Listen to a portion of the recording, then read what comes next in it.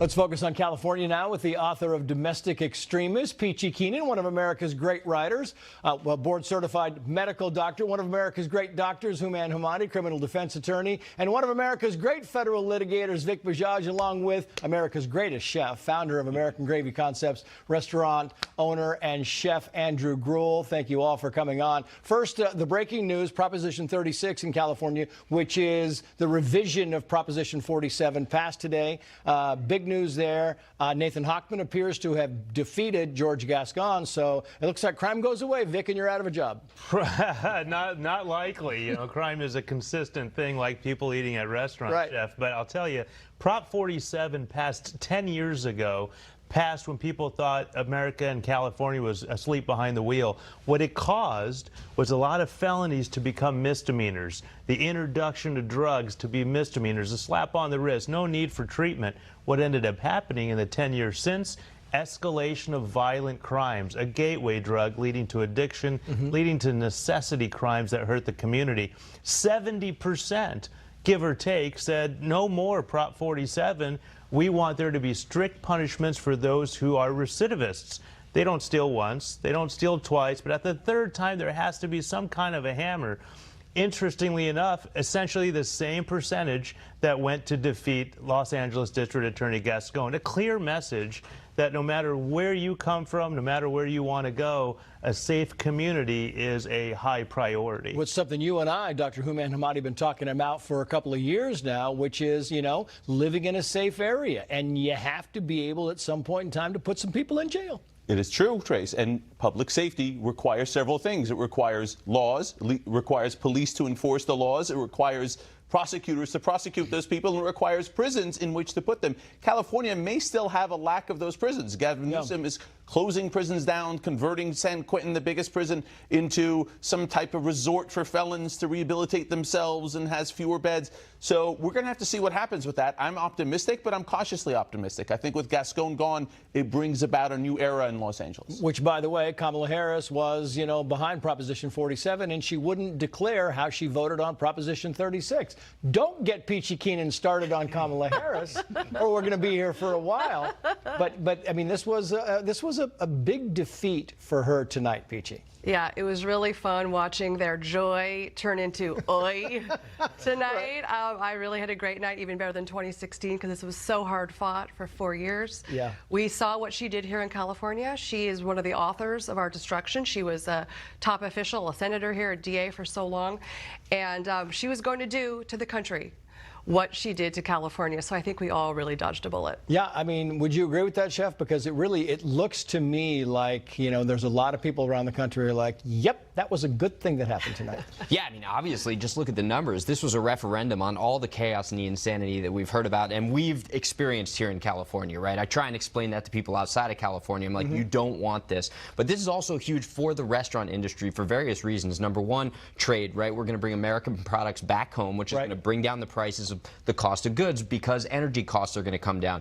Talk about make America healthy again. I mean, getting the chemicals out of the food, getting kids to eat better. There are so many elements of the fact that Trump is being put right back in the chair that are going to help so many different industries, specifically the restaurant industry. I wonder, Vic, and this is not to your legal hat, take it off, but I'm wondering if you see, when you look at the scope of things, if you see things in California because of the Trump win tonight, if you see things in California maybe moving a little farther to the right, maybe just a little closer to the middle. Do you see that from a legal perspective and so on and so forth? From a cup of coffee in the morning to a midnight conversation with a client or colleague, the answer is absolutely yes. And this is why.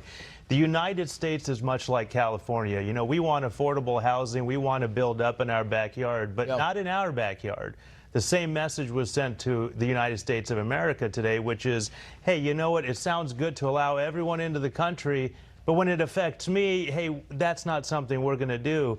I can tell you, beyond a shadow of a doubt, in my personal experience being in state court, federal court, talking to politicians, and the average Joe on the street like you and I, Trace, there is a fear in California which is causing people to vote for strict law enforcement and common sense And the answer is yes. It's a more conservative vote. And people aren't ashamed about it anymore, Trace. Yeah. And that's the thing. The reality is the egos that we have led us to believe we can't express ourselves because there's an elephant in the room that kind of intimidates us.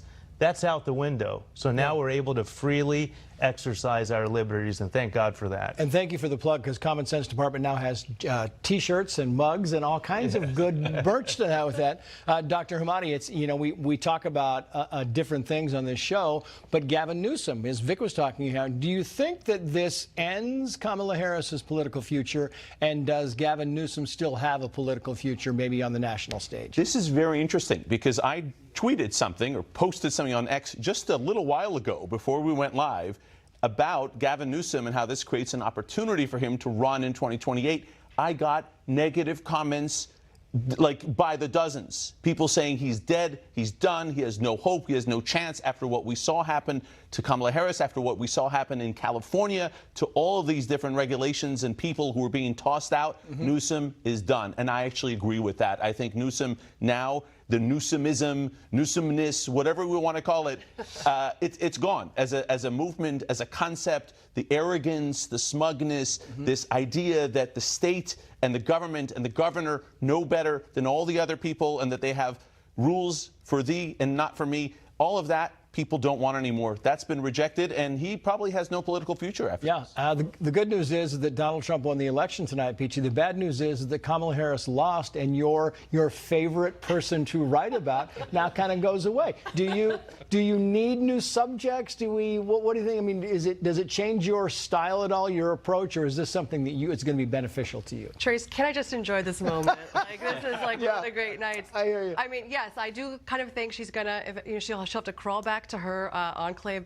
back in Brentwood, and hopefully go into exile forever. I wish her a long, healthy, happy, productive life, staying out of politics. Yeah. That is my wish for her.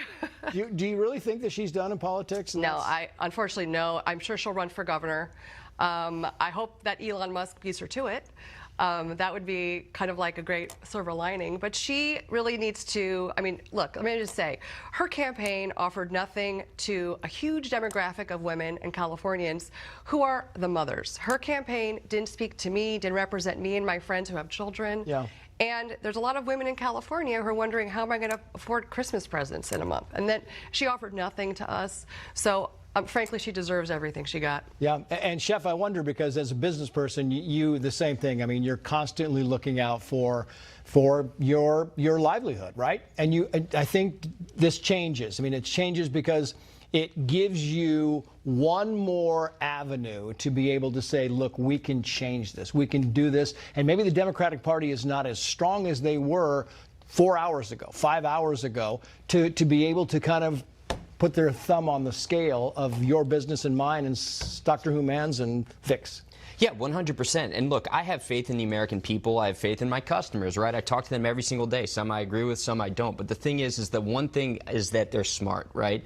And you can't pull the wool over their eyes. And this is an exhibition of exactly that. And the American people just realize, look, we don't want this, and we see the lies now. So now I know that the lies are out there on the table. People saw them, and they reacted to them. I've got 1 minute in the show. 10 seconds for the best takeaway of the night. Vic, what's your big takeaway of Trump's victory? The takeaway for me is our liberties are restored. We now have the ability, the confidence, and the audience to express ourselves without this amorphous, invisible hand controlling our movements and decisions in a very elitist way. The power has been put back to the people. He just took your 10 seconds, Dr. Hemmati, but go ahead. I think the impact of Bobby Kennedy on Trump's win and the coalition that he has now moving forward to govern has been underestimated. And I think now we're going to be looking at health, and I think Trump is going to need a really good public health team, and I'm always happy, if he's watching, to help out. My takeaway is that women are not single-issue voters, and abortion can only get you so far for so long. Chef? Food is everything, and food has been the center of this campaign to some degree, so I'm pumped about that. It has, and thank you for watching. Thank you all. Thank you for watching our special election coverage. Fox and Friends up next. I'm Trace Gallagher. See you back here tonight